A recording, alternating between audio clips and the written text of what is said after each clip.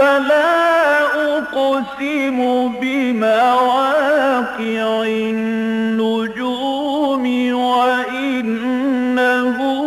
لقسم لو تعلمون عظيم إنه لقرآن كريم في كتاب مكنون لا يمسه إلا المطهرون تنزيل من رب العالمين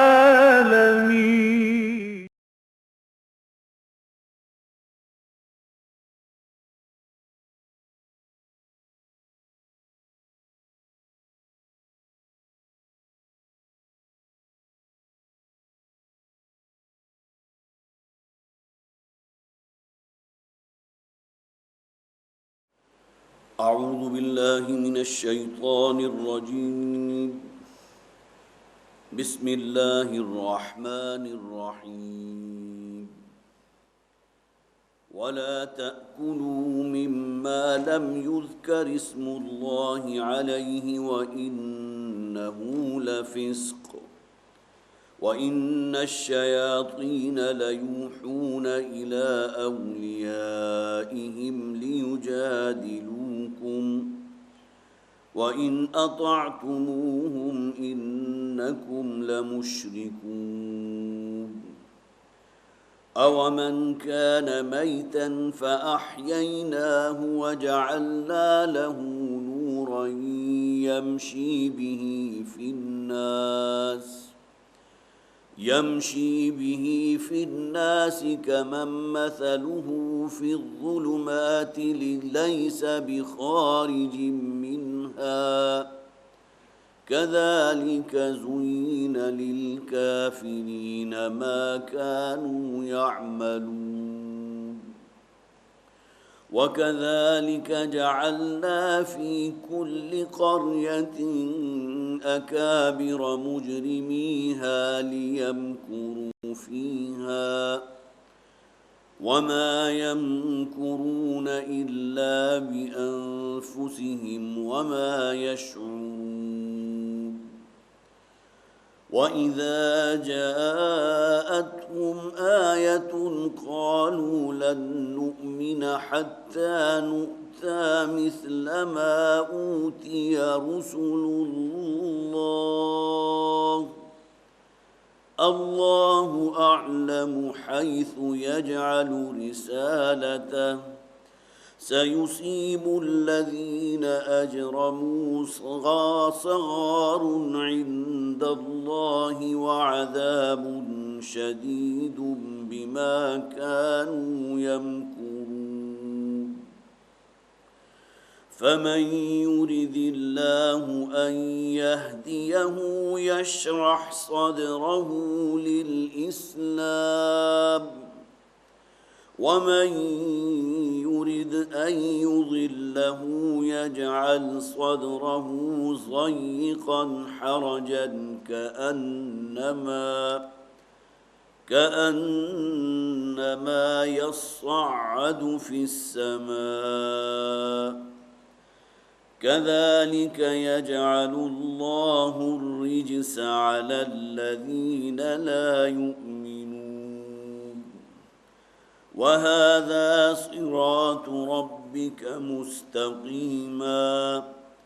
قد فصلنا الآيات لقوم يذكرون لهم دار السلام عند ربهم وهو وليهم بما كانوا يعملون ويوم يحشرهم جميعا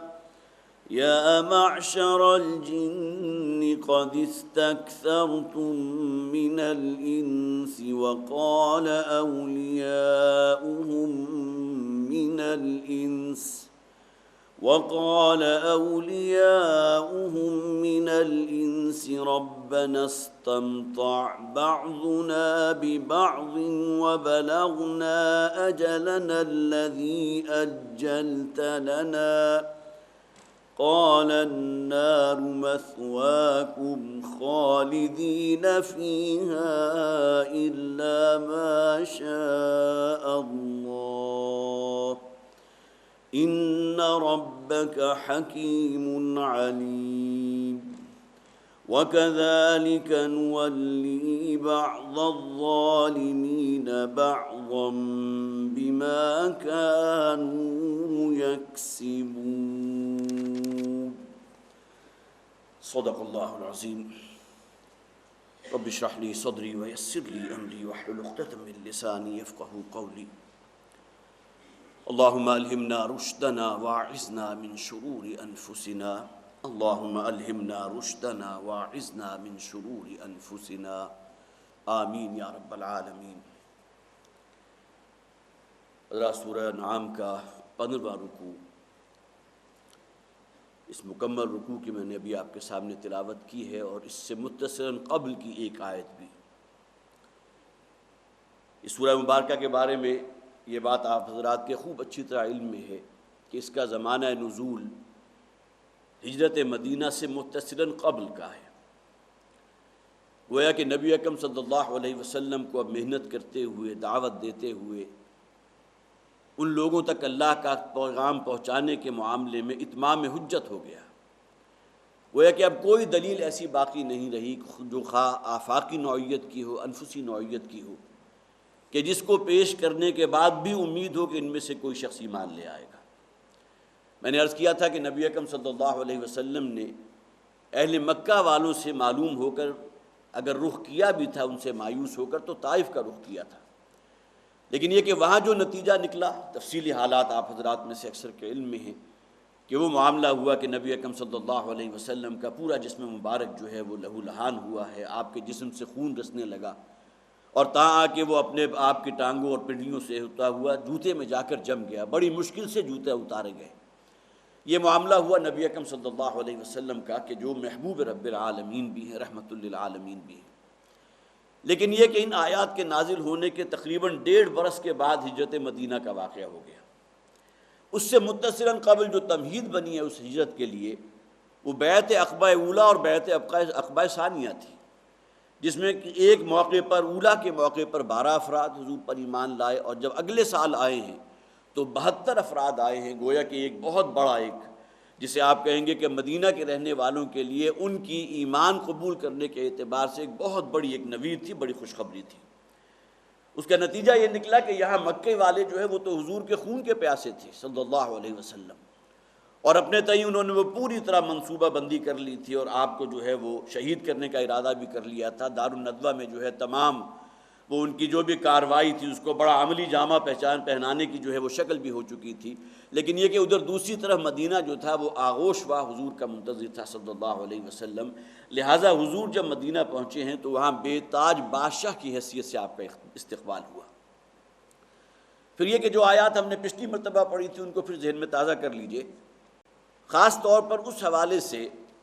کہ اللہ تعالیٰ نے جو دلائل دیے ہیں آفاقی، وہ کہ جو تم اپنی نگاہوں سے روزانہ جن کا مشاہدہ کرتے ہو،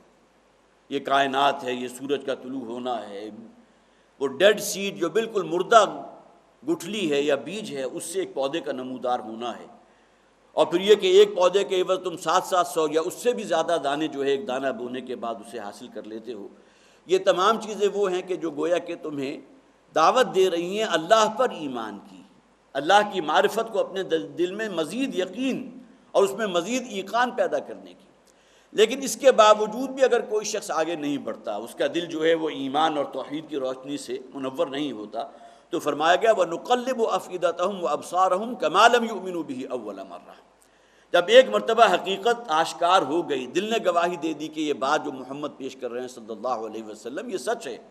اور صحیح ہے، دل بھی گواہی دے رہا ہے، لیکن اس کے باوجود اگر اپنی ہٹ درمی کی وجہ سے آگے بڑھ کر ایمان نہیں لا رہے، یا یہ کہ تعصب کی پٹی پڑ چکی ہے۔ ابو جہل سے جب سوال کیا گیا تھا کہ تمہارا کیا خیال ہے کہ محمد صلی اللہ علیہ وسلم جو کہہ رہے ہیں وہ غلط ہے، جھوٹ ہے، تو اس پر اس شخص نے کہا کہ نہیں، میں نے کب کہا کہ حضور نے جھوٹ بولا ہے، اگر میں اس بات کو جھٹلا رہا ہوں جو محمد لے کر آئے ہیں صلی اللہ علیہ وسلم۔ ظاہر ہے کہ اس کے معنی کیا ہوا کہ اس نے کہنے کو تو یہ بات کہہ دی، لیکن اصل انکار کیا ہے اللہ کا، توحید کا۔ تو اس حوالے سے، اور یہی معاملہ جو ہے گویا کہ آنکھوں کی پٹی بن گیا یہود کے لیے، کہ انہیں خوب معلوم تھا حضور کے بارے میں کہ یہ آخری نبی ہیں، ان کی آمد کی پیشن گوئیاں موجود تھیں، اس کے باوجود ایمان نہیں لائے۔ دل نے گواہی دی اور آگے بڑھ کر اگر لبیک نہیں کہا تو اس کا نتیجہ پھر یہ نکلتا ہے کہ اللہ تعالیٰ اسے حق کو قبول کرنے کی جو توفیق ہے وہی سلب کر دیتا ہے۔ پھر پچھلی مرتبہ جو ہم نے آیات پڑھی تھی اس میں ایک بڑی مرکزی آیت تھی، وَإِن تُطِعْ أَكْثَرَ مَنْ فِي الْأَرْضِ يُضِلُّوكَ عَنْ سَبِيلِ اللَّهِ۔ اے نبی صلی اللہ علیہ وسلم، اور ظاہر ہے کہ یہاں مراد صرف حضور نہیں ہے بلکہ ایک عمومی انداز ہے، ہر مسلمان یہاں مراد ہے، اگر تم نے زمین میں رہنے والوں کی اکثریت کی پیروی کی تو وہ تمہیں اللہ کے رستے سے، صراط مستقیم سے منحرف کر دیں گے، تمہیں گمراہ کر دیں گے۔ اس لیے کہ انسانوں کی اکثریت تو اکثر و بیشتر اپنے خواہشات نفس کی تابع ہوتی ہے۔ افرأیت من اتخذ الہہ ہوا، وہ تو ان کا معاملہ تو ان لوگوں جیسا ہے، اکثریت کا معاملہ۔ اس کی ایک مثال یہ ہے گویا کہ حیوان ہیں، بل ہم اضل، بلکہ حیوانوں سے بھی گئے گزرے ہیں، کہ ہم نے انہیں آنکھیں بھی دی ہیں، کان بھی دیے ہیں، دل بھی دیے ہیں، غور و فکر کے لیے، دیکھنے کے لیے، سننے کے لیے۔ حق سنتے ہیں لیکن اسے قبول نہیں کرتے، بڑے بڑے اللہ تعالیٰ کے مظاہر خلقت جو ہے اس کا مشاہدہ کرتے ہیں، لیکن آگے بڑھ کر ایمان نہیں لاتے، اللہ پر ایمان اور یقین گہرا نہیں ہوتا ان کے اندر۔ اور پھر یہ کہ ہم نے انہیں دل دیا ہے، دماغ دیا ہے غور و فکر کرنے کے لیے، لیکن ان سے کام نہیں لیتے۔ اولئک کالانعام بل ہم اضل، یہ لوگ وہ ہیں کہ جو چوپایوں کی مانند ہیں بلکہ ان سے بھی گئے گزرے۔ تو وَإِن تُطِعْ أَكْثَرَ مَنْ فِي الْأَرْضِ يُضِلُّوكَ عَنْ سَبِيلِ اللَّهِ، لوگوں کی اکثریت، جیسا کہ میں نے متعدد آیات کا حوالہ دیا تھا، وَكَثِيرٌ مِّنْهُمْ فَاسِقُونَ وَأَكْثَرُهُمْ لَفَاسِقُونَ وَأَكْثَرُهُمْ لَيَجْهَلُونَ، لوگوں کی اکثریت تو وہی ہے جو فسق و فجور میں مبتلا ہے، جو فاسق و فاجر ہیں، جو گویا کہ اللہ کی نافرمانی اسی روش کے اوپر آگے بڑھ رہے ہیں۔ تو اگر ان لوگوں کی تم نے پیروی کی یا ان کا کہا مان لیا یا ان کے تابع ہو گئے، لَيُضِلُّوكَ عَنْ سَبِيلِ اللَّهِ، تو وہ لازماً اللہ کے رستے سے تمہیں گمراہ کر دیں گے۔ اس کے بعد شریعت کے کچھ احکامات تھے، خاص طور پر ان چوپایوں کے بارے میں کہ جن پر اللہ کا نام نہیں لیا جاتا۔ یہ بات ذہن میں رکھیے کہ جو بھی ذبیحہ ہوتا تھا یہود کا، وہ بھی اللہ کا نام لیتے تھے، اور آج بھی اگر آپ کو کہیں کوئی بیرونی سفر درپیش ہے اور ظاہر ہے کہ وہاں ذبیحہ جسے ہم کہتے ہیں، جس پر اللہ کا نام اس معنی میں لیا جائے کہ ذبح کرنے والا بھی مسلمان ہو، تو اکثر و بیشتر آپ کو فلائٹس کے اندر دستیاب نہیں ہوتا، لہٰذا وہاں ایک آپشن ہوتی ہے کہ آپ انہیں کہیں کہ کوشر میل چاہیے۔ اب یہ یہودی علماء کی طرف سے سٹیمپڈ ہوتا ہے ذبیحہ، جس پر اللہ ہی کا نام لیا جاتا ہے، اگرچہ کہنے کو جس شخص نے وہ چھری چلائی ہے، ذبح کیا ہے، وہ مسلمان نہیں ہے، لیکن چونکہ اللہ کا نام لیا گیا لہٰذا اس میں کہیں کوئی تعامل نہیں ہونا چاہیے کہ ہمارے اندر کوئی اکراہ ہو یا طبیعت اس طرف آمادہ نہ ہو کہ ہم اس کو تناول کریں یا اس کو کھائیں۔ لہٰذا وہ فرما دیا گیا فَكُلُوا مِمَّا ذُكِرَ اسْمُ اللَّهِ عَلَيْهِ، ہر وہ شے جس پر اللہ کا نام لے لیا گیا اسے خوب کھاؤ، اور اس کے بارے میں کسی جو ہے وہ شک و شبہ میں مبتلا نہ ہو۔ اور پھر یہ کہ جو آخر میں فرمایا گیا، جس آیت کی میں نے ابھی تلاوت کی تھی رکوع کے متصل قبل کی آیت، وَلَا تَأْكُلُوا مِمَّا لَمْ يُذْكَرِ اسْمُ اللَّهِ عَلَيْهِ وَإِنَّهُ لَفِسْقٌ، اور مت کھایا کرو اس ذبیحہ کو یا اس شے کو کہ جس پر اللہ کا نام نہیں لیا گیا، گویا کہ جس پر اللہ کے سوا کسی اور کا نام لے لیا گیا یا شعوری طور پر اللہ کا نام نہیں لیا گیا۔ دیکھیے اس میں معاملہ جو ہے وہ اگر آپ تفسیر کا مطالعہ کریں تو بہت سی آراء ہیں کہ جس میں بڑی اختلاف پایا جاتا ہے، اس لیے کہ بعض احادیث ایسی بھی ہیں جس میں نبی اکرم صلی اللہ علیہ وسلم کو سے جب یہ سوال کیا گیا کہ ایک شخص نے کوئی مرغی ذبح کی ہے یا یہ کہ کوئی مینڈھا ذبح کیا ہے اور اللہ کا نام لینا بھول گیا تو اس کے بارے میں کیا حکم ہے، تو حضور نے فرمایا اگر وہ مسلمان ہے تو گویا کہ اس نے از خود اللہ کے نام ہی سے ذبح کیا، خواہ اس نے اپنے زبان سے وہ کلمات ادا نہ کیے ہوں۔ لیکن اگر کوئی شخص جان بوجھ کر یہ کام کرتا ہے کہ وہ اللہ کا نام نہیں لے رہا یا اللہ کے سوا کسی اور کا نام لے رہا ہے تو یقیناً وہ پھر حرام ہے، سوائے ایک ایکسیپشن کے کہ وہ سمندر کے جو جانور ہیں جنہیں ہم سی فوڈ کہتے ہیں، جس میں مچھلیاں بھی آ گئیں، اور یہ شفافے کے نزدیک تو اس کا دائرہ کار صرف مچھلیوں تک نہیں ہے بلکہ بہت اس کا جو ہے معاملہ آگے تک پہنچ جاتا ہے کہ ہر وہ مخلوق کہ جس کا تعلق سمندر سے ہے، جس کے کھانے سے نقصان نہیں ہوتا، ان کے نزدیک وہ جائز ہے۔ لہٰذا پرون ہے جسے آپ حشرات الارض کی قسم کی نوعیت کی کوئی شے کہیں گے،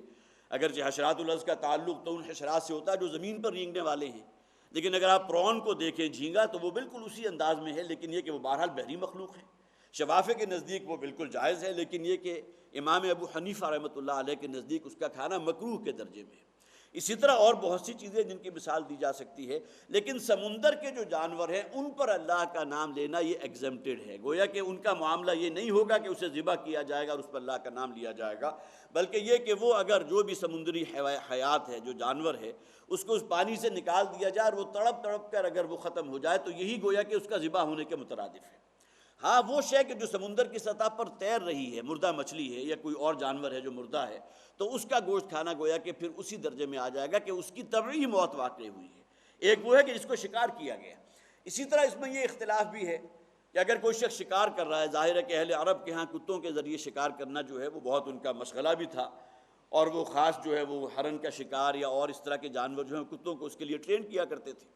اور عموماً ہوتا یہ تھا کہ کتے کو یہاں چھوڑا اور اس کے بعد جب تک اس نے اس کا تعاقب کیا اور اس کو اگر سدھایا ہوا کتا ہے، جس کے احکامات قرآن میں موجود ہیں،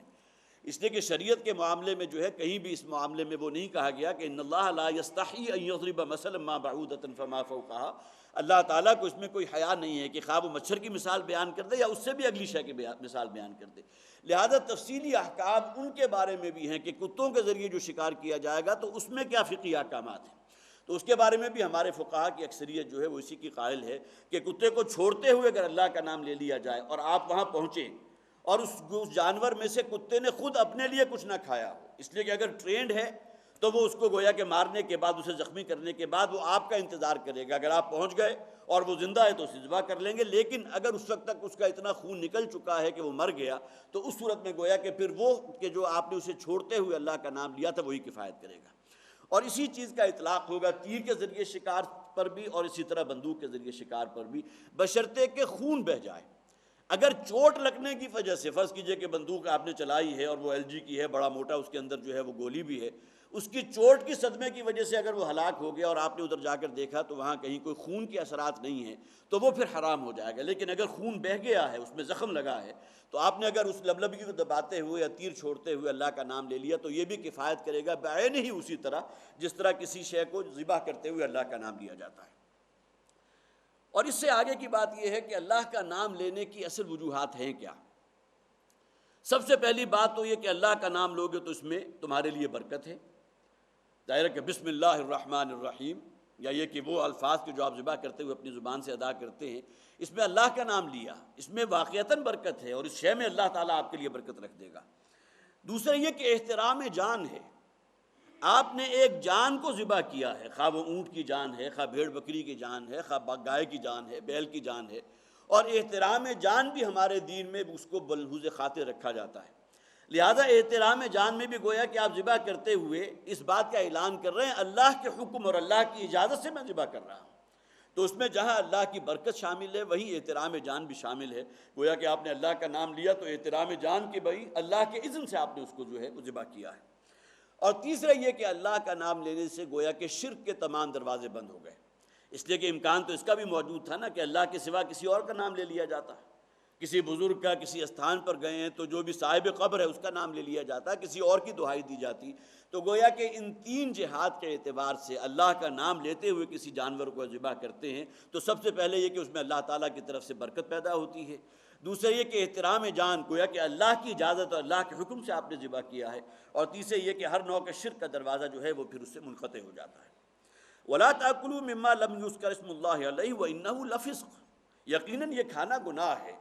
وَإِنَّ الشَّيَاطِينَ لَيُوحُونَ إِلَىٰ أَوْلِيَائِهِمْ لِيُجَادِلُوكُمْ، اور یقیناً شیطان جو ہیں جن کا تعلق جنات سے بھی ہے اور انسانوں میں بھی جو پیروکار ہیں ان کے، وہ اپنے دوستوں کی طرف، اپنے پشت پناہ جو ہیں، جو اپنے دست و بازو ہیں، خواہ وہ انسانوں میں سے ہوں جنات میں سے ہوں، ان کی طرف پیغامات بھیجتے ہیں، لَيُوحُونَ إِلَىٰ أَوْلِيَائِهِمْ لِيُجَادِلُوكُمْ، تاکہ اے مسلمانوں وہ تمہارے ساتھ جھگڑا کریں۔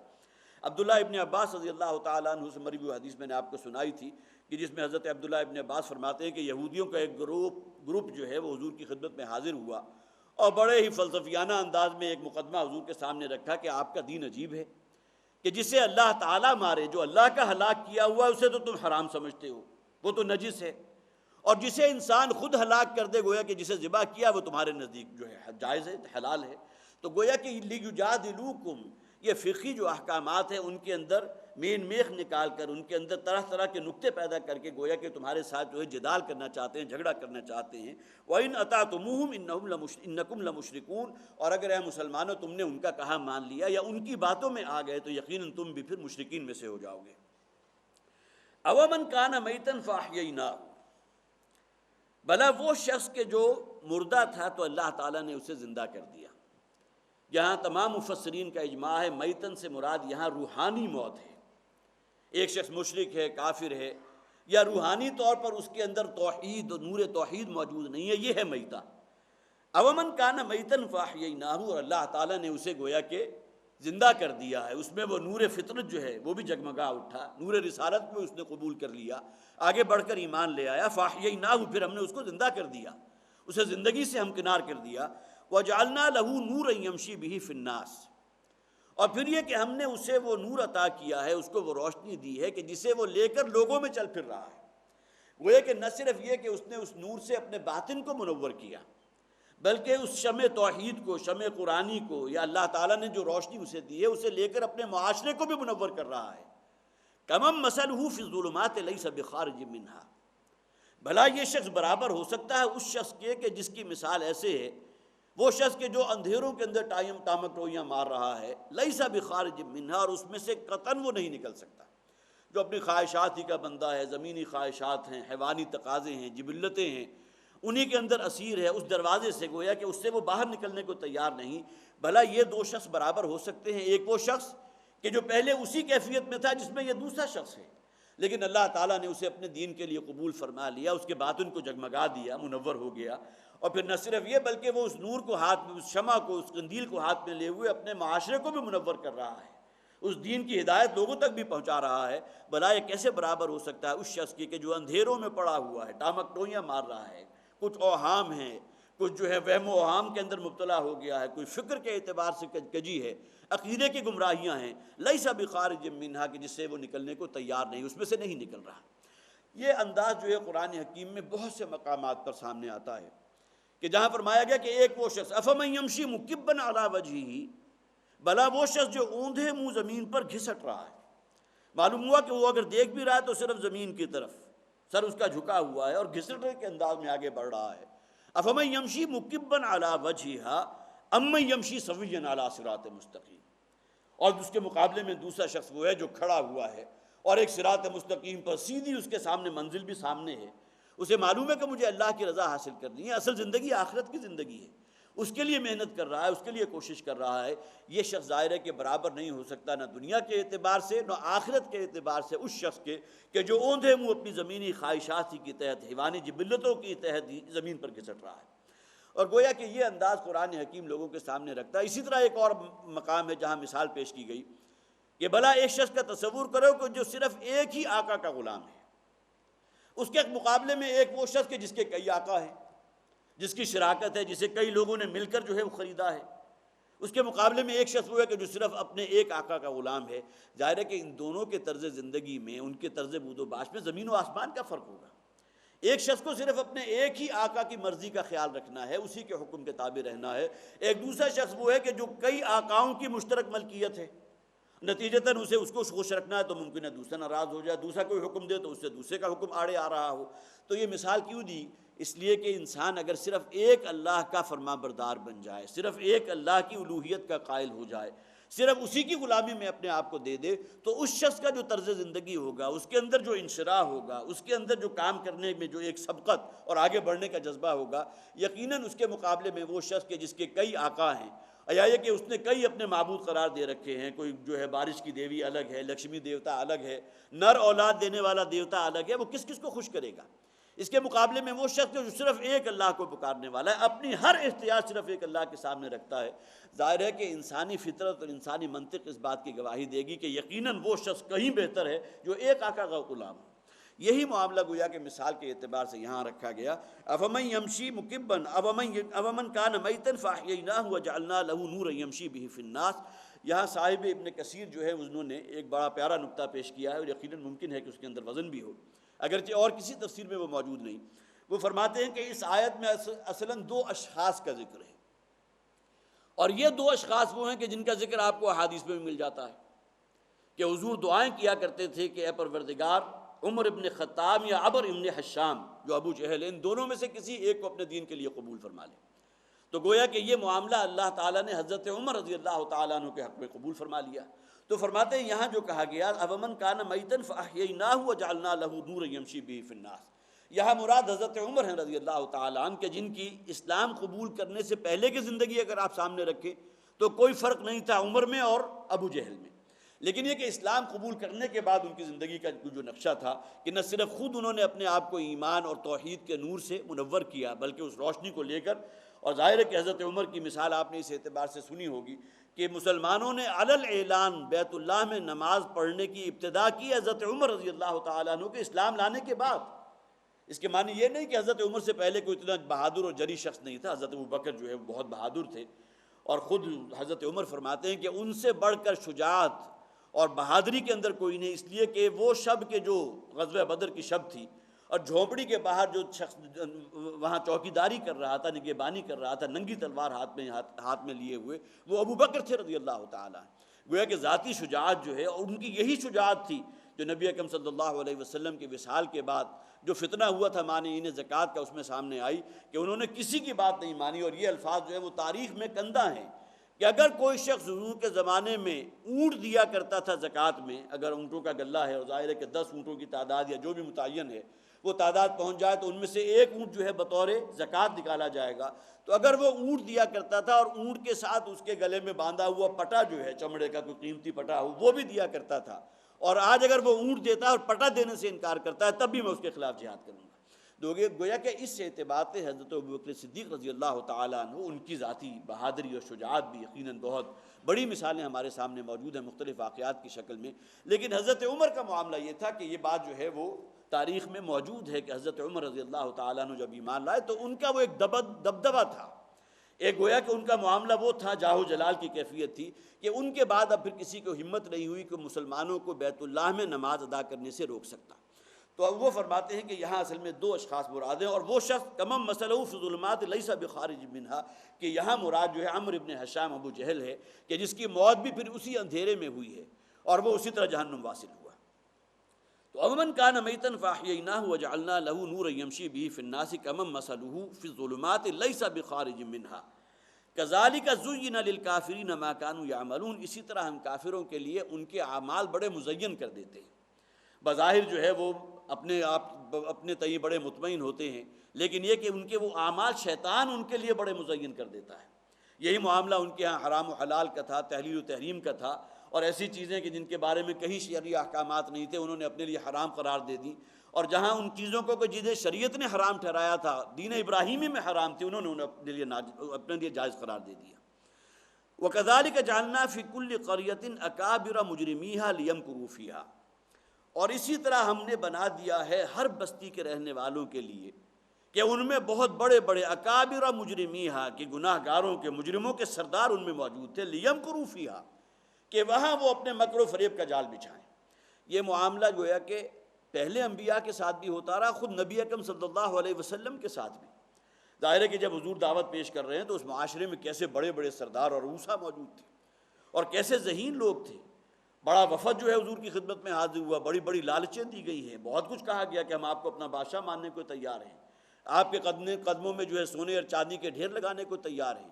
کسی خاندان کی طرف آپ اشارہ کیجئے ہم وہاں آپ کا رشتہ خود لے جانے کو تیار ہیں۔ یہ تمام لالچیں دی گئیں، گویا کہ وہاں وہ ذہن رسا موجود تھے جنہوں نے کوئی حربہ بھی جو ہے وہ جانے نہیں دیا۔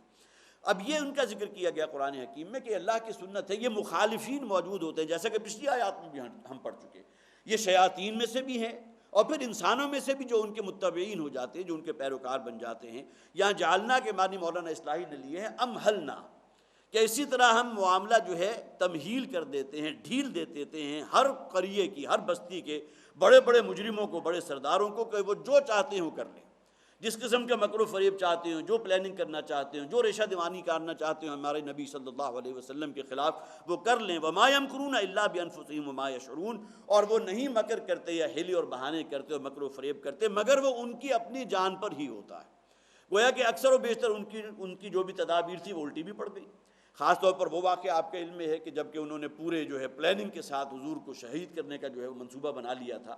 اور مختلف قبیلے سے مختلف نوجوانوں کو اکٹھا کیا گیا، اور پلاننگ یہ تھی کہ تمام یک بارگی حضور پر حملہ کریں گے تاکہ جو بھی مدعی ہیں حضور کے قصاص کے، جو خاندان والے ہیں بنو ہاشم کے، وہ کسی ایک قبیلے کے خلاف جو ہے وہ دعویٰ دائر نہ کر سکیں، اس لیے کہ بہت سے قبیلوں کو لوگ موجود تھے، اور اس طرح وہ پورا معاملہ جو ہے حضور کی شہادت کا، حضور کے قتل کا ڈائیلوٹ ہو جائے۔ اس درجے میں بھی انہوں نے منصوبہ کا بندی کرنی تھی، لیکن وہ تمام تدبیریں جو ہیں اللہ تعالیٰ نے ان پر ہی الٹ دی، اور حضور وہاں سے نکلے ہیں، اور ان کی آنکھوں کے سامنے اللہ نے جو گویا کہ پردے ڈال دیے، اور حضور وہاں سے نکل کر ان کی نگاہوں کے سامنے سے چلے گئے۔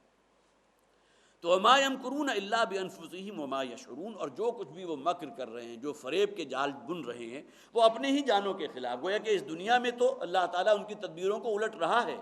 لیکن یہ کہ آخرت میں یہ تمام جو بھی ان کی سعی و جہد ہے، جو مشقت کی ہے، انہوں نے راہ حق میں جو روڑے اٹکانے کے لیے دن رات ایک کیا، جو پلاننگ کی ہے، ان کے خلاف جائیں گے، وما یشعرون، اور وہ اس کو سوچتے نہیں۔ وَإِذَا جَاءَتْهُمْ آیَةٌ قَالُوا لَن نُؤْمِنَ حَتَّى نُؤْتَىٰ مِثْلَ مَا أُوتِیَ رُسُلُ اللَّهِ، اور جب ان کے سامنے پیش کی جاتی ہے کوئی آیت، یہاں آیت سے مراد یقیناً قرآن کی آیات ہیں، اور پھر یہ کہ نبی اکرم صلی اللہ علیہ وسلم سے مختلف اعتبارات سے مختلف معجزات کا بھی ظہور ہوا ہے۔ حضور کی مکی زندگی ہی میں وہ شق قمر کا معجزہ بھی ہوا، جس میں یہ کہ کچھ لوگ موجود تھے، اور نبی اکرم صلی اللہ علیہ وسلم اس وقت مینا کی وادی میں تھے، آپ کے ساتھ آپ کے چند ساتھی بھی موجود تھے، اور انہوں نے تقاضا کیا حضور سے کہ اگر تم ابھی ہماری نگاہوں کے سامنے یہ 14ویں کا چاند پوری طرح جسے آپ کہیں گے وہ سرکل وہ پورا موجود تھا، اگر اسے 2 حصوں میں تقسیم کر دو تو ہم ایمان لے آئیں گے۔ تو حضور صلی اللہ علیہ وسلم نے اشارہ کیا اس کی طرف، ظاہر ہے کہ اللہ کی وحی کے تحت اشارہ کیا، ورنہ وہ آیات ہم پڑھ چکے ہیں کہ اے نبی صلی اللہ علیہ وسلم، اگر آپ اپنی جانب سے کوئی معجزہ دکھانا چاہتے ہیں تو خواہ زمین کے اندر سرنگ لگا لیجئے، آسمان پر سیڑھی لگا لیجئے، ان کے لیے معجزہ لے آئیے۔ وہ آیات اسی صورت میں موجود ہے، لیکن یہ کہ اس معجزے کو، شق قمر کے معجزے کو دیکھنے کے باوجود بھی جو لوگ وہاں موجود تھے وہ ایمان نہیں لائے۔ تو اس کے معنی کیا ہوئے کہ گویا کہ اب ان کے لیے ہر قسم کا معجزہ، جس سے اس 8ویں پارے کا آغاز ہو رہا ہے، وَلَوْ أَنَّنَا نَزَّلْنَا مِنَ السَّمَاءِ مَلَائِكَةً، جیسا کہ وہ الفاظ ہم نے پڑھے تھے، اگر ہم آسمان سے فرشتے بھی اتار دیں ان کی نگاہوں کے سامنے، اور ان کے مردے جو ہیں ان سے گفتگو کرنے لگے، اور پھر یہ کہ ان سے پہلے جتنے آباء و اجداد ہیں ان تمام کو زندہ کر کے ہم ان کے سامنے پیش کر دیں، تب بھی یہ لوگ ایمان نہیں لائیں گے۔ اے محمد صلی اللہ علیہ وسلم، آپ یہ خواہش اپنے دل سے نکال دیجئے، اس لیے کہ اب گویا کہ ان سے وہ حق کو قبول کرنے کی توفیق ہی سلب ہو چکی ہے۔ تو وَإِذَا جَاءَتْهُمْ آیَةٌ قَالُوا لَن نُؤْمِنَ، اور جب ان کے سامنے کوئی آیت پیش کی جاتی ہے، قرآن کی آیت ہے یا یہ کہ اس نوع کا کوئی معجزہ پیش کیا جاتا ہے،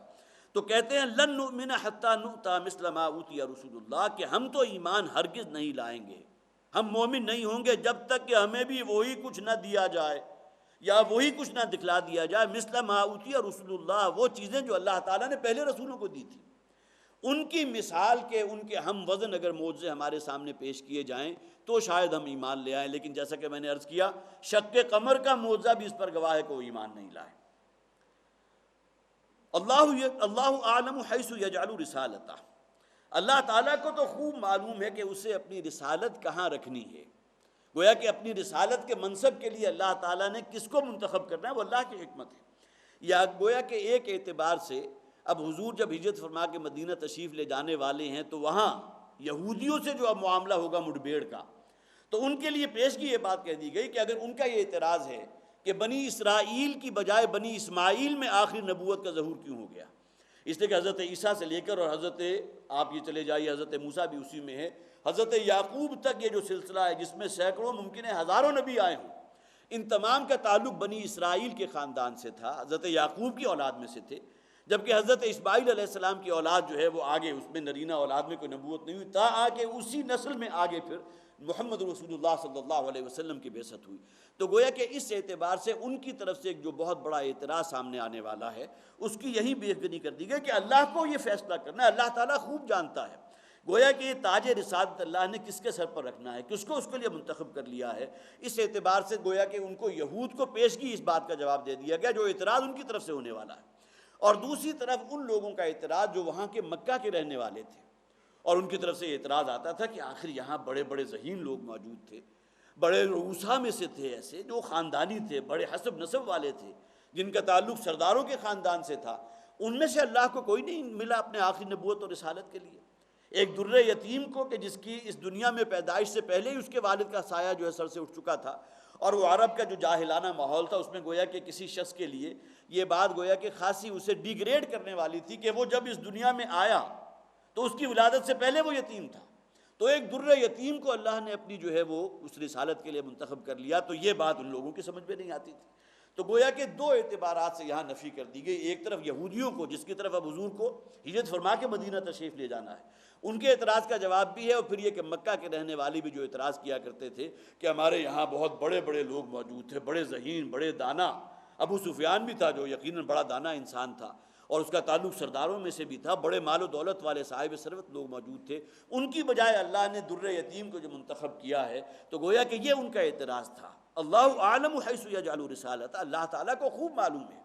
یہ فیصلہ اس کے اختیار میں ہے کہ اسے یہ تاج رسالت کس کے سر پر رکھنا ہے۔ سیصیب الذین اجرموا صغار عند اللہ وعذاب شدید بما كانوا یمکرون، یقیناً پہنچ کر رہے گی ان لوگوں کو کہ جو بڑے جرم کرنے والے ہیں۔ اور ظاہر مجرمین کون تھے؟ یہ مکی قرآن ہے، یہاں تو وہی لوگ مجرم ہیں کہ جو اللہ کے رسول کے دشمن تھے،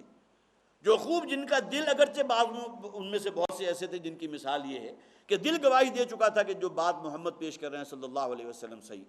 وہ بالکل حق ہے، لیکن اس کے باوجود کچھ ذاتی مفادات تھی، کچھ چودراہٹیں تھیں، کچھ ان کا خاندانی حسب و نسب تھا، کوئی مال و دولت تھا، یہ چیزیں تھیں کہ جس ذوم میں مطلع ہو کر انہوں نے حضور کی دعوت کو رد کر دیا۔ تو فرمایا سیصیب الذین اجرموا، یقیناً پہنچ کر رہے گی ان جرم کرنے والوں کو، ان گناہ گاروں کو، صغار عند اللہ وعذاب شدید بما كانوا یمکرون، بہت ہی ذلت اللہ کی طرف سے۔ اس دنیا میں جو معاملہ رسوائی کا ہوگا،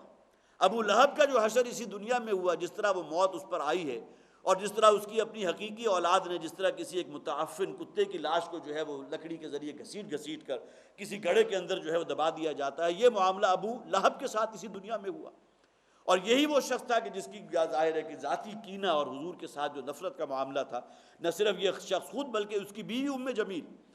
اور ظاہر ہے کہ ام جمیل کا اگرچہ اس دنیا میں شاید وہ انجام نہ بھی ہوا ہو، لیکن یہ کہ آخرت کے بارے میں تو قرآن میں کہہ دیا گیا سورہ لہب میں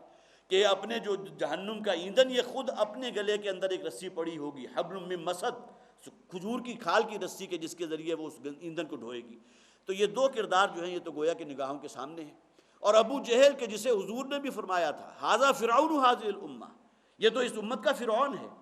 اس کا جو معاملہ ہوا کہ غزوہ بدر کے موقع پر وہی میدان بدر تھا کہ جہاں اس کا لاشا پڑا ہوا تھا، بڑا تناور تھا، اور سر تا پا جو ہے وہ بالکل پوری طرح آہن کے اندر چھپا ہوا تھا، خود بھی تھی اور زرہ بھی پہنی ہوئی تھی، لیکن دو ٹین ایجرز کے ہاتھوں اس کی ہلاکت ہوئی، اور پھر یہ کہ یہ معاملہ اس کا جو ہے اس کا لاشا میدان بدر میں پڑا تھا۔ تو یصیب الذین اجرموا صغار عند اللہ، اس دنیا میں بھی اللہ تعالیٰ کی طرف سے ذلت اور رسوائی ان پر مسلط ہوگی، وعذاب شدید بما كانوا یمکرون، اور آخرت کا شدید عذاب ہے کہ جو ان پر مسلط کر دیا جائے گا ان کے اس مکر کی وجہ سے، فریب کی وجہ سے۔ فمن یرید اللہ ان یہدیہ یشرح صدرہ للاسلام، بڑی پیاری آیت ہے۔ جس شخص کے بارے میں بھی اللہ ارادہ کر لیتا ہے کہ اسے راہ یاب کر دے، دیکھیے یہ ارادہ مشیت اللہ کی ہے، انسان کے اندر طلب انسان کے اندر ہوتی ہے، انسان خود طلبگار ہوتا ہے، توفیق اللہ سے طلب کرتا ہے، لیکن توفیق کا مل جانا وہ اللہ کی طرف سے ہوتا ہے۔ تو فمن یرید اللہ ان یہدیہ، جس کے بارے میں اللہ تعالیٰ چاہتا ہے، ارادہ فرما لیتا ہے، ان یہدیہ کہ اس کو راہ یاب کر دے، اس کو ہدایت کے رستے پر لے آئے، یشرح صدرہ للاسلام، اس کے سینے کو اسلام کے لیے کھول دیتا ہے۔ گویا کہ اسلام اور توحید اور ایمان کی کوئی بات اسے اجنبی محسوس نہیں ہوتی۔ میں نے یہ جانا کہ گویا یہی میرے دل میں تھا، خاص شریعت کا وہ حکم کہ دوسرے لوگوں کی نگاہوں میں بڑا سخت ہے۔ اب گرمیوں کے روزے رکھنا، اور ظاہر ہے کہ یہ فیسلٹیز تو نہیں تھی جو آج موجود ہیں،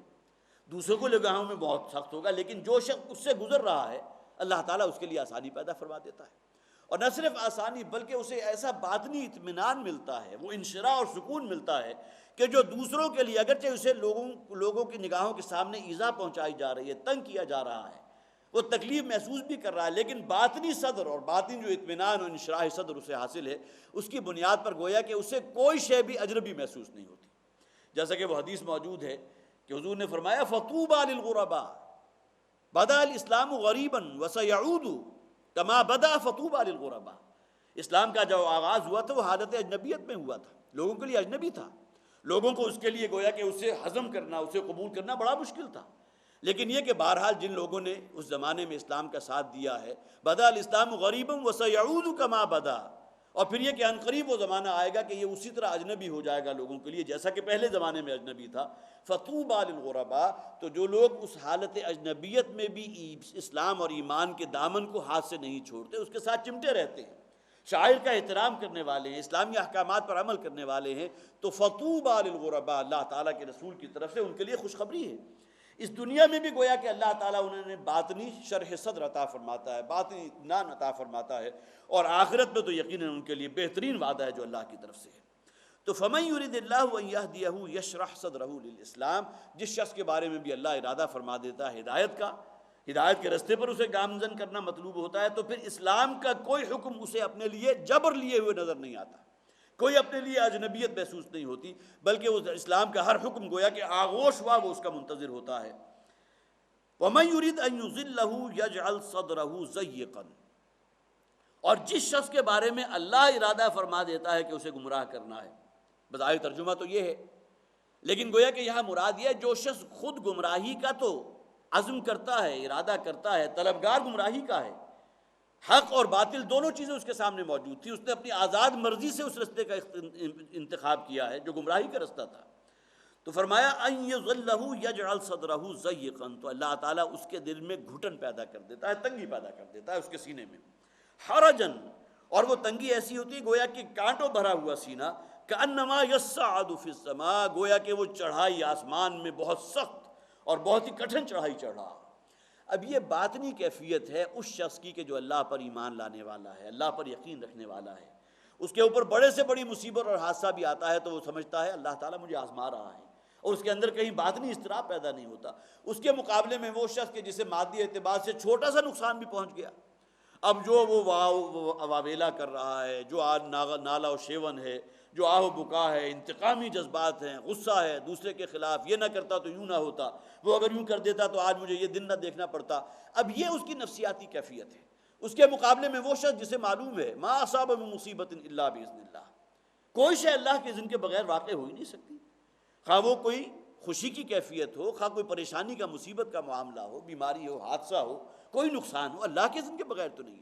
گویا کہ اللہ پر ایمان کا نتیجہ ایک باطنی انشراح ہے، باطنی اطمینان ہے۔ یہی وجہ ہے کہ ایمان کی جب بحث کی جاتی ہے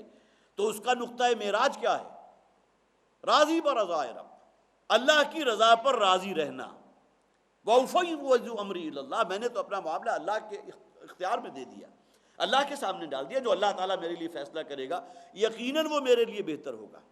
دعا استخارہ میں بھی ہم اللہ سے خیر طلب کرتے ہیں، اللہم انی استخیرک بعلمک واستقدرک بقدرتک واسألک من فضلک العظیم، تجھ سے تیرے فضل عظیم کے طالب ہیں، یقیناً تیرا علم جو ہے مجھ سے کہیں بالا تر ہے، تو بہت کچھ جاننے والا ہے، میں نہیں جانتا، تجھے وہ قدرت حاصل ہے جو مجھے قدرت حاصل نہیں، لہذا تو جو فیصلہ میرے حق میں کرے گا یقیناً وہی میرے لیے بہتر ہوگا۔ تو فرمایا وَمَن يُرِدْ أَن يُضِلَّهُ يَجْعَلْ صَدْرَهُ ضَيِّقًا حَرَجًا، حرج اصل میں عربی لغت میں کہتے ہیں اس تنگ راستے کو کہ جس میں چار طرف سے کانٹے دار جھاڑیاں بھی موجود ہیں، تو جس طرح کسی شخص کا اس پگڈنڈی کے اوپر چلنا مشکل کام ہے جس میں کانٹے لگے ہوئے ہیں اور جھاڑیاں جو ہے رستہ روکے ہوئے ہیں، یہی معاملہ گویا کہ اس شخص کا بھی ہوگا جو اس دنیا میں اللہ پر ایمان نہیں رکھتا، اس کا اعتماد و توکل جو ہے صرف اسی مادی اسباب کے اوپر ہے، دنیا کا یہ نقشہ، اور پھر جیسا کہ فرمایا گیا سأرهقه صعودا، سورہ مدثر میں فرمایا گیا کہ آخرت میں بھی ہم انہیں ایک چڑھائی چڑھوائیں گے، وہ بڑی مشقت والی چڑھائی ہوگی۔ اس دنیا میں تو ان کی باطنی کیفیت یہ ہے گویا کہ تنگ ایک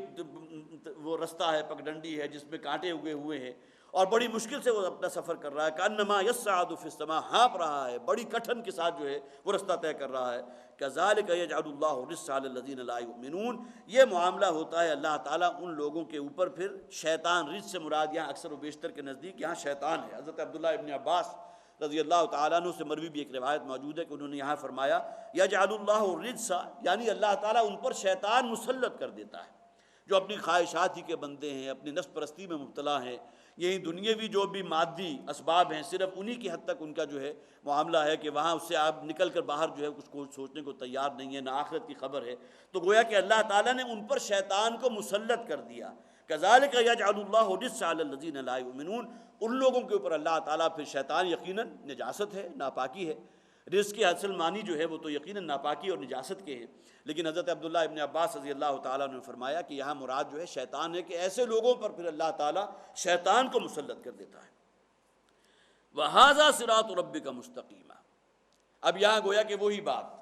کہ اب اتمام حجت ہو چکا، اب یہ قرآن ہے کہ جو تمہارے رب کا دیا ہوا سیدھا راستہ ہے۔ وَهَذَا صِرَاطُ رَبِّكَ مُسْتَقِيمًا، یہ ہے راستہ تیرے رب کا جو بالکل سیدھا ہے۔ جیسا کہ حضور نے ایک موقع پر ایک مثال، زمین کے اوپر ایک سیدھا خط کھینچا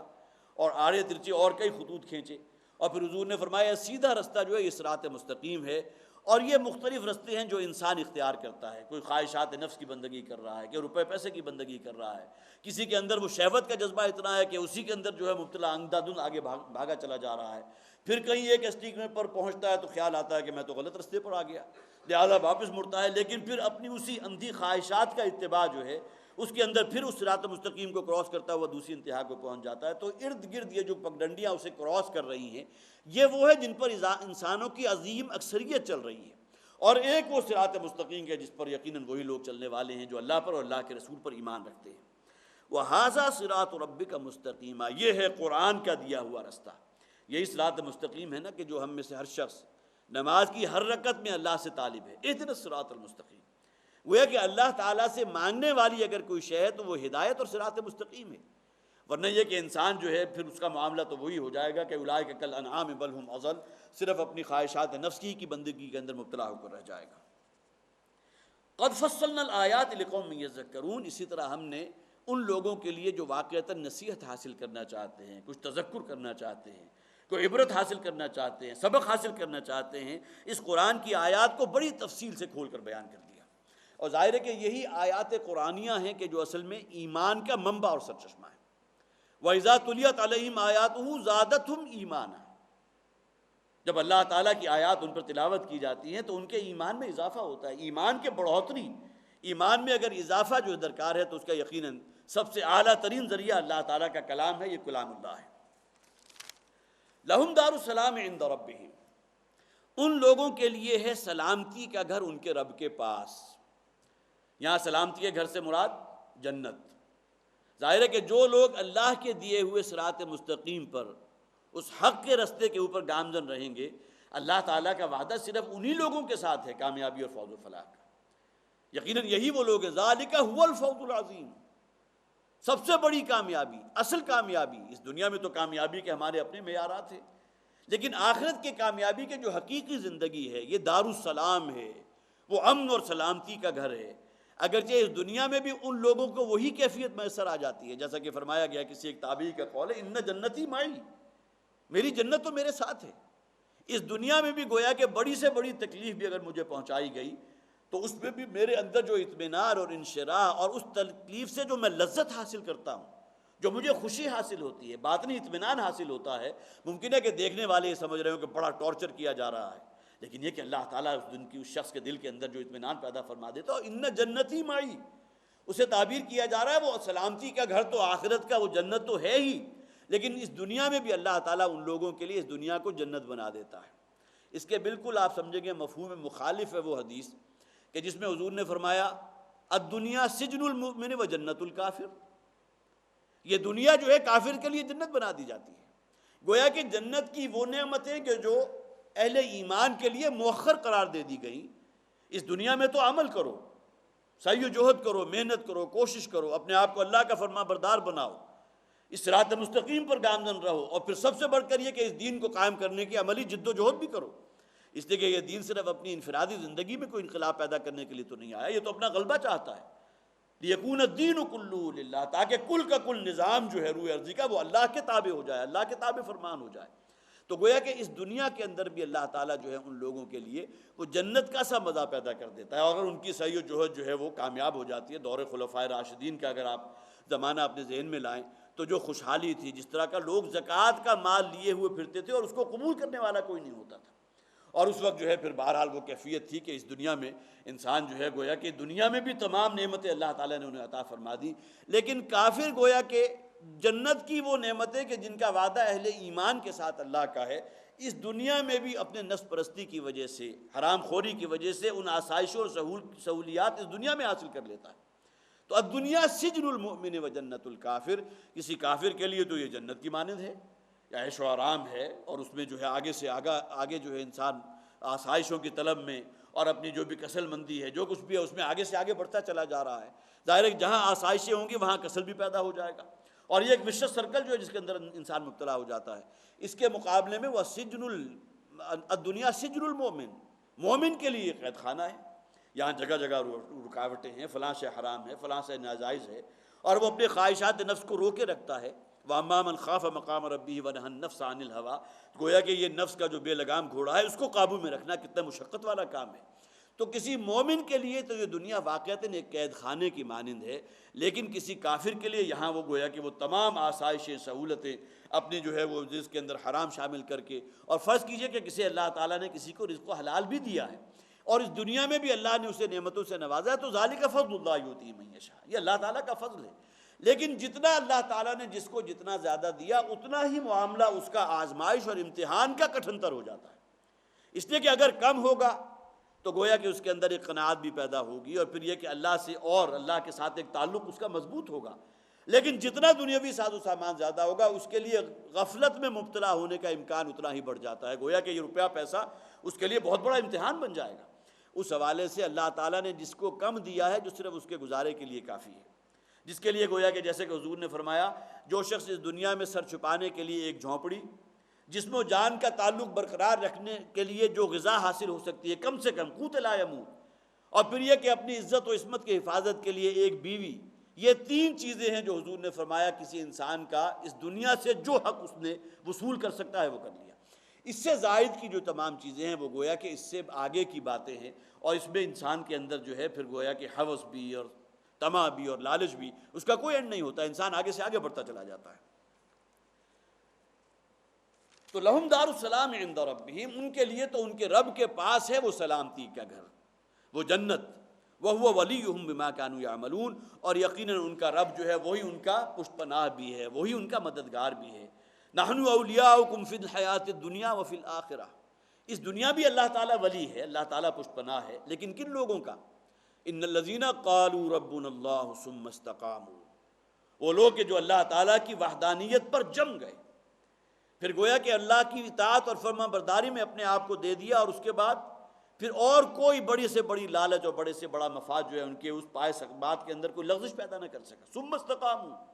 اور بڑے سے بڑی اذیت اور بڑے سے بڑی تکلیف جو ہے انہیں بھی اس راہ حق سے منحرف نہیں کر سکی، تو یہ وہ لوگ ہیں کہ جن کے اللہ تعالیٰ اس دنیا میں بھی پشت پناہی فرماتا ہے۔ اولیاء اللہ کون ہیں؟ جو اللہ کے ولی ہیں، اور اللہ ولی الذین آمنوا یخرجہم من الظلمات الی النور، اللہ تعالیٰ ولی ہوتا ہے، اللہ دوست ہوتا ہے ان لوگوں کا جو اہل ایمان ہے، جو انہیں ظلمات سے، ان خواہشات نفس کے جو اندھیارے ہیں ان سے نکال کر راہ ہدایت اور روشنی کی طرف لے آتا ہے۔ وَهُوَ وَلِيُّهُمْ بِمَا كَانُوا يَعْمَلُونَ، اور یقیناً اللہ تعالیٰ ہی ان کا ولی ہے ان کے ان اعمال کے سبب جو انہوں نے کیے۔ وَيَوْمَ يَحْشُرُهُمْ جَمِيعًا، اور جس دن ہم تمام کو جمع کر لیں گے، یہاں دیکھیے اگلے جو الفاظ ہیں وہ اس بات کی طرف ماضی کر رہے ہیں، یہاں انسان ہی نہیں بلکہ جنات کو بھی جمع کر لیا جائے گا۔ یہاں ایک بات ذرا ذہن میں رکھیے کہ ایک رائے یہ ہے کہ اس روئے ارضی پر حضرت آدم کی تخلیق سے پہلے یا ان کی بعثت سے پہلے یہاں صرف جنات رہتے تھے، گویا کہ جنات آج سے لاکھوں سال پہلے کی، کوئی ہزاروں تو ٹھیک ہے، حضرت آدم آج سے 15-18 ہزار برس پہلے کی شخصیت ہے جو بھی تحقیق کی گئی، اس سے زیادہ کی بات نہیں ہے، لیکن یہ کہ ان کی تخلیق سے پہلے گویا کہ اس روئے ارضی کے اوپر جنات ہی کا بسیرا تھا، اور ان میں اللہ تعالیٰ، یہ رائے میں ان کی جو ہے نقل کر رہا ہوں، اور ان میں اللہ تعالیٰ جنات ہی میں سے نبوت اور رسالت کا انتخاب فرماتا تھا، اور وہی ان کے لیے ہادی رہنما ہوتے تھے۔ اس لیے کہ اگلی آیت جو اس میں آ گیا، یا معاشر الجن والانس الم یاتکم رسل منکم، اے انسانوں اور جنوں کی جماعتوں، کیا اللہ تعالیٰ نے تم ہی میں سے ایک رسول نہیں بھیجا تم میں؟ گویا کہ آیت کا یہ حصہ بھی اس بات کی طرف رہنمائی کر رہا ہے کہ اس سے پہلے کہ بنی آدم کا آغاز ہوا، انسانیت کا آغاز ہوا، اس روئے ارضی پر جنات ہی کا بسیرا تھا، اور ان کی ہدایت اور رہنمائی کے لیے اللہ تعالیٰ نبی اور رسول بھی جنات ہی میں سے بھیجتے تھے۔ لیکن یہ کہ اس میں جیسا کہ میں نے عرض کیا کہ یہ شاذ آراء ہیں، اکثر و بیشتر کا اتفاق اسی بات پر ہے کہ ایسی بات نہیں ہے، اور خاص یقیناً اس کی طرف جو ہدایت ہوتی ہے تو اس اعتبار سے بھی کہ نبی اکرم صلی اللہ علیہ وسلم کی رسالت کا ذکر قرآن میں موجود ہے جو جنات کے لیے بھی تھی، اس لیے کہ جنات کے ایک گروہ نے جب حضور کی زبان سے اس قرآن کے الفاظ کو سنا ہے، وادی نخلا کا مشہور واقعہ، جو حضرات بھی تاریخ جنہوں نے تاریخ اسلام پڑھی ہے ان کے علم میں ہوگا کہ جس میں جنات کی جماعت جو ہے گزر رہی تھی، حضور فجر کی نماز جو ہے وہ ادا کر رہے تھے اور بلند آواز کے ساتھ قرآن حکیم کی تلاوت کر رہے تھے، تو اس جماعت نے نفر من الجن، جنوں کی ایک جماعت نے جب جو ہے اس گروہ نے حضور کے الفاظ وہ سنے ہیں، قرآن کے الفاظ حضور کی زبان سے، تو وہ نیچے اتر آئے اور بہت ہی غور کے ساتھ استماع کی کیفیت میں جو ہے قرآن کی ان آیات کو سنا۔ اس کے بعد ان کے دل نے گواہی دی کہ بات صحیح ہے، اور پھر وہ اپنی قوم میں گئے ہیں اور اس پیغام کو آگے پہنچانے کا سبب بن گئے۔ گویا کہ یہ آیت اور یہ جو سورہ جن ہے اس کا وہ واقعہ اس جانب جو ہے نشاندہی کر رہی ہے کہ جنات کی جماعت کے لیے بھی نبی اکرم صلی اللہ علیہ وسلم ہی کی رسالت جو ہے وہ کافی ہے، جبکہ یہاں یہ آیت جو ہے اس کی نشاندہی اس اعتبار سے بھی ہوتی ہے ان لوگوں کے حق میں کہ جو سمجھتے تھے کہ جنات کے لیے اللہ تعالیٰ جو ہے انسانوں کی آمد سے پہلے، ظاہر ہے کہ انسانوں میں جب نبوت اور رسالت شروع ہو گئی تو وہ نبی اور رسول جو ہے پھر جنات کے لیے بھی ہے، جس کی سب سے بڑی مثال نبی اکرم صلی اللہ علیہ وسلم کی رسالت اور اس کا واقعہ جو میں نے ابھی آپ کو سنایا۔ وَيَوْمَ يَحْشُرُهُمْ جَمِيعًا، جس دن اللہ تعالیٰ ان سب کو جمع کر دے گا، جنات کو بھی اور انسانوں کو بھی۔ یا معشر الجن قد استکثرتم من الانس، اور یہاں فرمایا اللہ تعالیٰ مخاطب کرے گا جنوں کی جماعتوں کو، اے جماعت جنات والو، قد استکثرتم من الانس، تم نے انسانوں میں سے بہت کثیر تعداد کو اپنا ہم نوا بنا لیا، اپنے تابع کر لیا، اپنے دام میں گرفتار کر لیا، جو تم نے انہیں فریب دیا، جو مکر کی چالیں تم نے ان کے لیے چلی ہیں، جس طرح ان کے لیے ان کے اعمال کو مزین کر دیا، نتیجہ کیا نکلا کہ انسانوں کی عظیم اکثریت جو ہے وہ تمہارے تابع ہو گئی، تمہارا غلبہ ان پر ہو گیا۔ قد استکثرتم من الانس وقال اولیاء من الانس ربنا استمتع بعضنا ببعض، اور ان کے وہ جو دوست تھے انسانوں میں سے، جو ان کے متبعین تھے، جو پیروکار تھے ان جنات کے، ان شیاطین کے، انہوں نے کہا ہے پروردگار ربنا، اے ہمارے رب، استمتع بعضنا ببعض، ہم میں سے ایک نے دوسرے سے اپنا خوب کام نکالا۔ گویا کہ دنیا میں جو بھی جنات کی جماعت تھی اور ان میں جو شیاطین تھے، جنات میں صرف شیاطین تو نہیں ہیں، ان میں بھی بڑے نیکوکار ہیں، بہت ایسے بھی ہوں گے جو اولیاء اللہ میں سے ہوتے ہیں، بہت ہی نیکوکار۔ اسی طرح وہ جنات کے جنہوں نے حضور سے وہ جو قرآن سنا تھا، گویا کہ وہ جنات بھی صحابہ کی جماعت میں شامل ہو گئے، اگرچہ ان کا تعلق انسانوں کی جماعت سے نہیں تھا، جنات کی جماعت سے تھا، لہٰذا ان کے اندر بھی مختلف گریڈز ہیں۔ تو فرمایا گیا کہ ربنا استمتع بعضنا ببعض، اے پروردگار ہم میں سے، گویا کہ انسانوں نے جنات سے اور جنات نے انسانوں سے اپنے اپنے خوب کام لیے۔ اس دنیا میں ہم نے ایک دوسرے سے خوب تمتع کیا ہے، خوب ایک دوسرے کے کام آئے ہیں، یہ کہانت کی اور جتنے بھی یہ سفلی علوم ہیں، اور جو یہ بڑے بڑے بیٹھے ہوئے ہیں، آپ کو بڑے کتبے نظر آ جائیں گے ہر محلے کے اندر، جو گویا کہ جنات کو جو اپنے تابع کر کے اور پھر گویا کہ ان سے کام لے رہے ہیں۔ انسان جنات سے تو گویا کہ اس اعتبار سے کام لیتا ہے، لیکن یہ کہ جنات بھی انسانوں کو اپنا پیروکار بنا کر وہ شیاطین، وہ جو شیطان سب سے بڑا تھا عزازیل، اس کے تحت جو ہے گویا کہ وہ اپنا کام نکلواتے ہیں، اور اسے اللہ سے جو اس نے کہا تھا کہ تو اپنے اکثر بندوں کو پائے گا کہ وہ گویا کہ تیرے فرما بردار نہیں ہوں گے بلکہ تیرے باغی و سرکش برکن اٹھیں گے، تو اس کا مصداق ہوگا اور اس کا وہ بات جو ہے وہ سچ ہوگی، اس لیے کہ اللہ تعالیٰ نے لَأَمْلَأَنَّ جَهَنَّمَ مِنَ الْجِنَّةِ وَالنَّاسِ أَجْمَعِينَ، لوگوں میں سے، انسانوں میں سے بھی اور جنات میں بھی، اس سے بھی عظیم اکثریت انہی لوگوں کی ہوگی جو بالآخر جہنم میں جھونک دیے جائیں گے۔ تو وَيَوْمَ يَحْشُرُهُمْ جَمِيعًا، جس دن اللہ تعالیٰ ان سب کو جمع کرے گا، اور پھر یہ کہ ان جنات سے اللہ تعالیٰ فرمائے گا کہ انسانوں میں سے بہت سے وہ تھے کہ جن پر تم نے غلبہ کر لیا، جن کو تم نے اپنا اعلیٰ کار بنا لیا، اور وہ انسانوں میں سے وہ ان کے پشت پناہ یا وہ دوست، وہ یہ کہیں گے ربنا استمتع بعضنا ببعض، اے پروردگار ہم میں ایک دوسرے سے ہم نے گویا کہ خوب کام نکالے ہیں، ایک بھی مکر و فریب کا جال تھا تو دوسرا بھی اسی درجے میں تھا، لہذا ایک دوسرے کے دست و بازو بنے ہیں، ایک دوسرے کے ہم نے خوب کام نکالے ہیں۔ وَبَلَغْنَا أَجَلًا الَّذِي أَجَّلْتَ لَنَا، اور پھر یہ کہ ہم بالآخر پہنچ گئے اس اجل تک، گویا کہ یہ قیامت کا دن جس دن تم نے اب ہم سب کو جمع کر لیا، یوم حشر وَيَوْمَ يَحْشُرُهُمْ جَمِيعًا، تاکہ وہ وعدے کا دن آ گیا، اور پھر یہ کہ اب ہم وہاں تک پہنچ چکے ہیں۔ قَالَ النَّارُ مَثْوَاكُمْ، گویا کہ ابھی ان کی یہ گفتگو جاری ہے کہ اللہ تعالیٰ کا جو جلال ہے وہ جوش میں آیا، اور اللہ نے ان کی بات کاٹ کر یہ فرما دیا النَّارُ مَثْوَاكُمْ، اب یہ جہنم ہے کہ جو اب تمہارا ٹھکانہ بنے گی، وہی تمہاری دوست بھی ہے، وہی تمہاری پشت پناہ بھی ہے، وہی تمہاری غمخوار بھی ہے۔ خالدین فیہا الا ما شاء اللہ، اور اس میں اب رہیں گے یہ لوگ، یہ انسانوں میں سے بھی اور جنات میں سے بھی، انسانوں میں سے وہ جو شیطان کے اعلی کار بن گئے، پیروکار بن گئے، اور جنات تو یقیناً وہ جو شیاطین میں سے تھے وہ تو یقیناً جنت کا ایندھن بہیں گے، خالدین فیہا، اس میں ہمیشہ ہمیش کے لیے رہیں گے، الا ما شاء اللہ، مگر وہ کہ جسے اللہ چاہے۔ ظاہر ہے جن جنات کی جماعت میں سے بھی جنہیں اللہ تعالیٰ نے حق کی توفیق عطا فرما دی اور انسانوں میں سے بھی جنہیں اللہ نے راہ ہدایت پر گامزن کر دیا وہی بچے اس جہنم کے انجام سے۔ ان ربک حکیم علیم، یقیناً تیرا رب جو ہے وہ ہر شے کا علم رکھنے والا ہے اور کمال حکمت والا ہے۔ حضرات یہاں یہ رکوع جو ہے اپنے اختتام کو پہنچا۔ اللہ تعالی ہمیں قرآن حکیم کو سمجھنے کی اور اس پر عمل کرنے کی توفیق عطا فرمائے۔